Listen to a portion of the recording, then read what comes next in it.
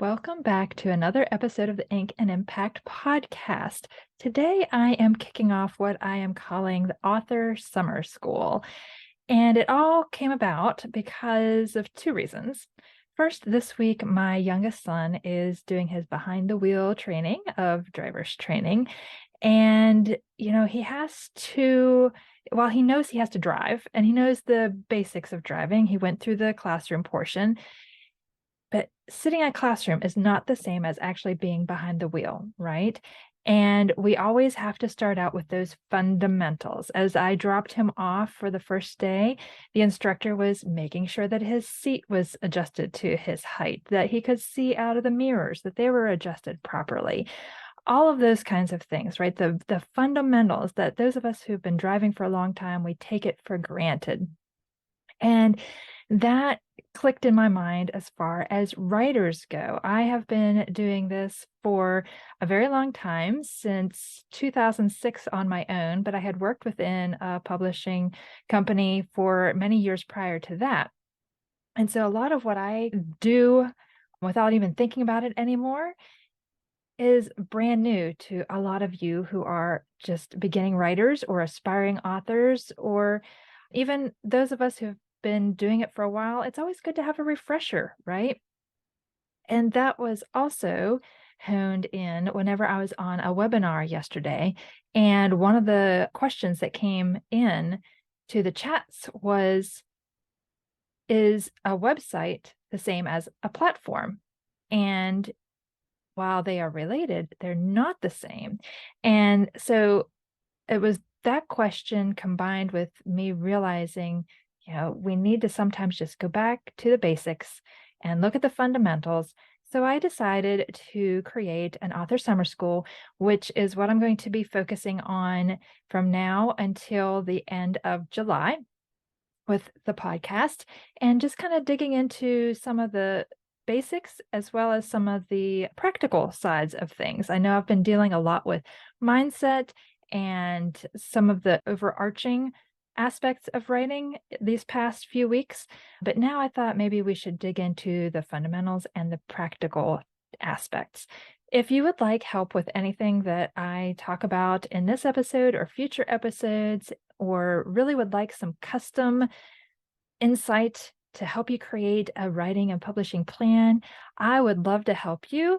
Please be sure to check out my one-on-one coaching sessions. You can schedule those through the link that I'm going to provide in the show notes and also on the blog version. I would love to help you in any way that I can. So be sure to check out that link if you would like to schedule a one-on-one session with me. All right, you ready to dive in? I'm ready to share. So let's get started. 6 things every author needs.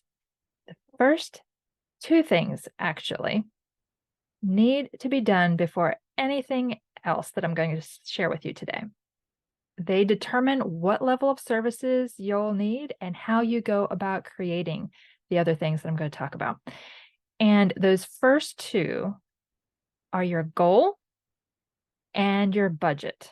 Oh, I can see you rolling your eyes right now. These are things that everyone talks about. Well, at least the goal part. Not everybody talks about budget, especially for authors. And they're not very exciting to talk about or even think about, right? And they're things that we tend to put off because we just think they're fluff. But they are so critical to the foundation and success overall of your author career, if that's what you want to do, is make it your career, and the success of your book in general, and the sales and so forth, and how you create it. So let me break it down for you a little bit. So your goal, why is that important? It's going to help you identify how you're going to go about writing your book and promoting it. And if you don't have a plan in place, if you don't have your goal in place ahead of time, then you're going to really just be backtracking and spending more time and potentially money down the road when you have to go back and redo certain things because you didn't have a plan in place. All right.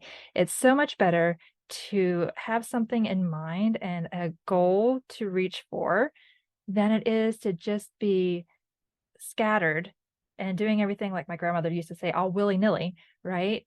And not knowing how things are working together or what you need to do next.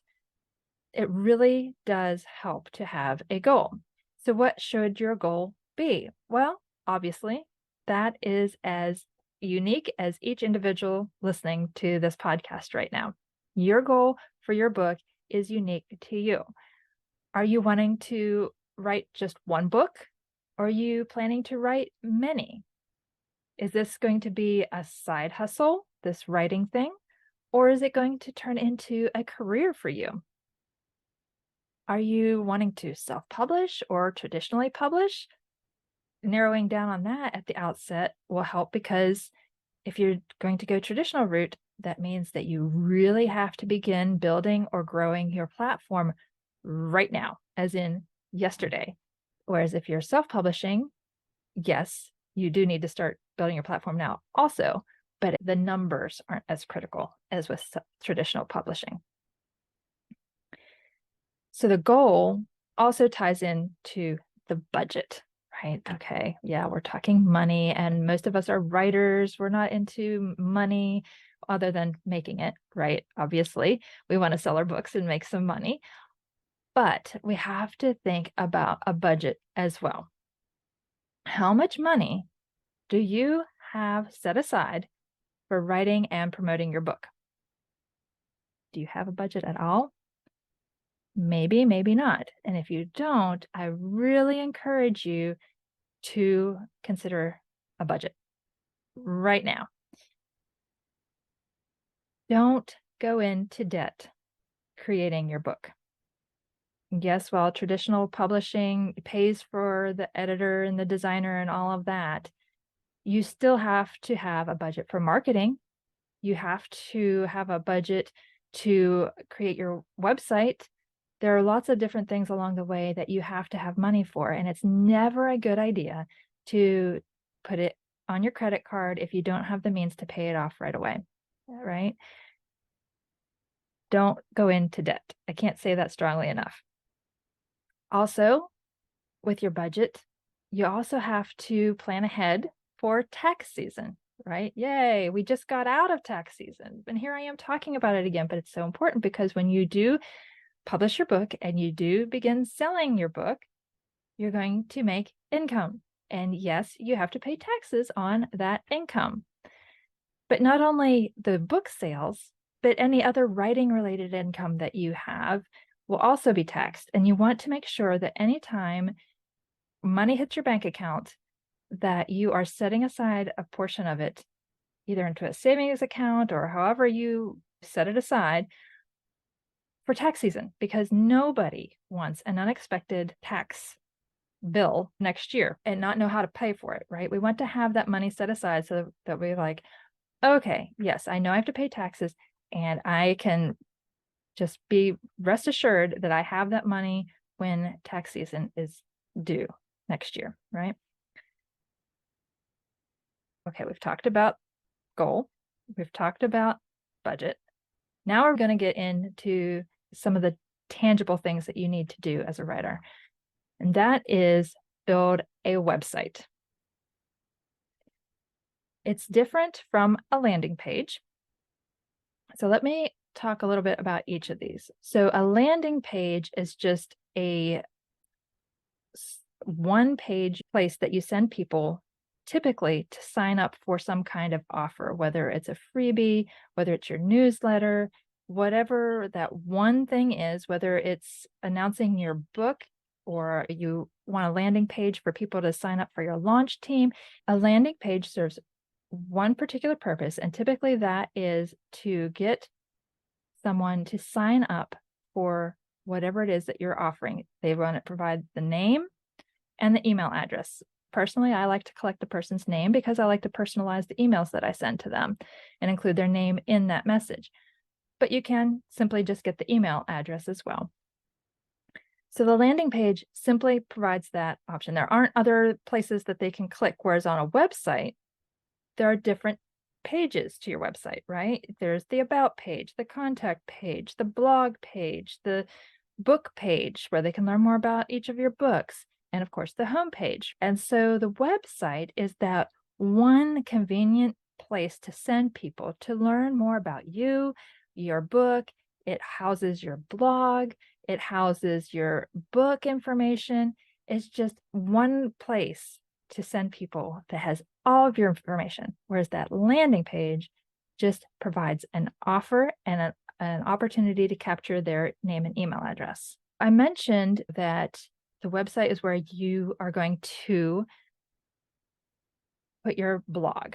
And because you have a blog, it's also going to help what they call organic traffic find you, because search engines, what they call crawl, search your website and all of its pages, okay? And what they see there and those keywords that you're going to use, lots more about search engine optimization can be said. This is not an episode about that, but just know that the words that you use matter on your website and in your blog. And the more consistent you are with new content on your website and blogs, you don't want to be changing your homepage every day or every week, but your blog, you want to be posting it once a week, twice a week, once a month, however often you can consistently create content related to your book. You don't want to be writing fiction books, but blogging about health issues or, really concrete nonfiction type things.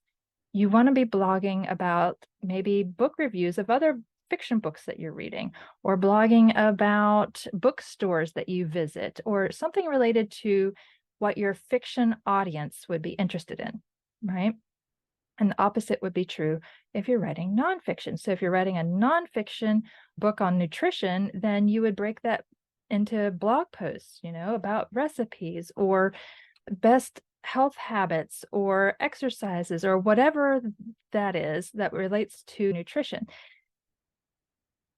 Try to make your blog mesh with what your book is about. Creating consistent blog content serves another really, really good purpose, not only to help search engines find you, which then they push to new people to find your website, right? Which is what you want. But also, your blog content gives you the ability to talk to your existing audience, your existing platform in your newsletter and on social media. You can create clips of what you were talking about, turn those 5 tips that you shared on a blog post into 5 images on a carousel on Instagram, or talk about 1 or 2 of those tips in your newsletter and create a link to point them back to your blog to read the full post.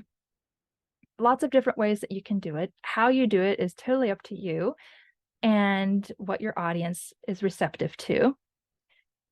The key is to have a website, have a blog, and be consistent with your blog. All right. The next thing every author needs is an email list. I've already alluded to this whenever I was talking about a newsletter. And so that is who you're sending the newsletter to, this email list. And how you create that email list, I also already mentioned, and that is through the landing page where you have something of value that you're offering to your new potential audience. Everybody that's new to you is going to go to that and sign up for this thing, whatever it is, whether it's a short story, if you're a fiction writer, a free short story. And if you're writing nonfiction, maybe it's a checklist, or maybe if you're writing a devotional, it's a 10-day devotional, or maybe a quiz, who knows? Whatever thing that would be valuable to your particular readers for your particular genre, your particular niche, you need an offer and you need a place for them to sign up so that you can grow this email list and then send them regular messages. Your newsletter, whether that's, like I said, weekly or bi-weekly or monthly, you just want to make sure that you're doing it often enough that you stay top of mind in your audience's mind. They might not open and read every newsletter, and that's okay. That's common. That's normal. But just seeing your name and the subject line coming into their inbox on a regular basis keeps you in their mind, like, oh yes, Susie has this book coming out, or she recently released this book and I like her content. I don't have time to read it now, but I know that she'll be sending me something else next week, and so maybe I'll have time next week or whatever. You just never know when they will go back and click on that old link, or that they're looking forward to your next content, even if they don't have time to read it. You want to stay top of mind, and you want to offer consistent value. Now, value doesn't just mean giving things away for free. Periodically, you want to send out an email to your email list, encouraging them to do other things. Maybe you have a new book coming out and you need beta readers or a launch team. That is your perfect place to start to gather those individuals. You've already established the know, like, and trust factor, and they are more than likely happy to help you out because you've been providing them with such consistent value to date, and they really want to support you, right? Plus, there's that intrigue. Oh, what's this new book going to be about? And I want to be the first one to be able to read it and to also provide feedback, which is going to be so valuable to you as an author. And then once the book is published, it's also a great way to remind people of book sales that you have coming up, to remind them if they liked your book, and maybe gift your book to another family member or friend who likes similar genres of books. There are all kinds of ways to touch base with your email list to not only benefit you, but also benefit them. It's a matter of regularly sharing and rotating content, kind of like we do on social media. We don't always just post the same exact thing, or at least we shouldn't. Sometimes we do stories on Instagram. I talk a lot about Instagram because that's my platform of choice these days. But there are lots of different ways to share on Instagram. So there are stories, and there are reels, and there are carousels, and there are traditional posts, and there are live videos. So many different ways to touch base with your audience. And it's good to try those different ways out and to rotate content. And it's also okay to repurpose content, which is something I'm trying to get better about doing myself. Why reinvent the wheel all the time when we already have existing content that we can dig back into, repurpose, and reuse? So finally, the last thing that every author needs, obviously, is a book. That's right. We might take it for granted, but especially if we're aspiring authors and don't have a book in hand yet, and this is our very first time we're doing this, there's a lot going on, right? We're building a website, we're building an email list, we're developing those offers and a landing page. There's a lot of different spinning plates, but we don't want to forget or neglect the time to write the book. Make sure that your book remains the priority.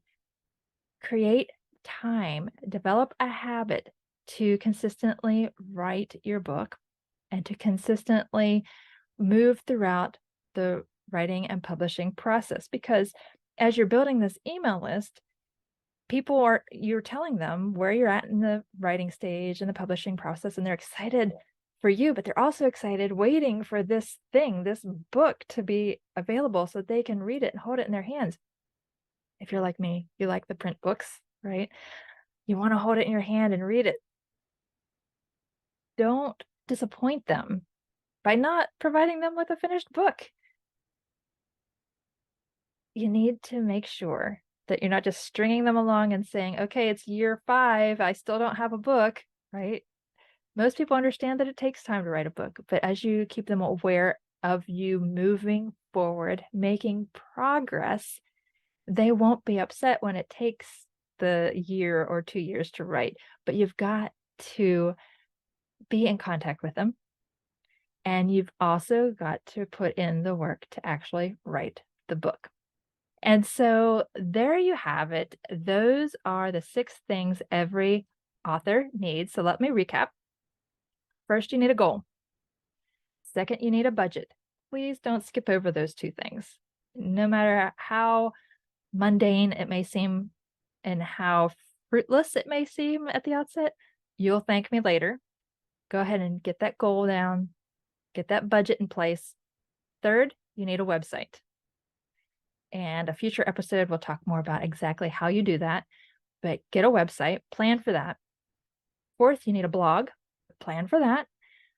Fifth, you need an email list. You need an email list, whether you're self-publishing, hybrid publishing, traditionally publishing, you need an email list. And then finally, obviously, you need the book. All right. So that is it in a nutshell. Like I said, I'll be discussing more about those in future episodes. And if you have specific questions about any of those, please, please, please contact me via info at inkанdimpact.com, or shoot me a DM over on Instagram. My handle is at @DailyandPickle. And let me know what your questions are so that I can be sure to answer them in these upcoming episodes. I really want to engage with you here in the podcast and provide you the information that you need where you're at right now. So that is it for today, my friends. Thank you for listening in. If you're watching this on YouTube, be sure to hit that subscribe button below, and I will see you again next week. Have a blessed day.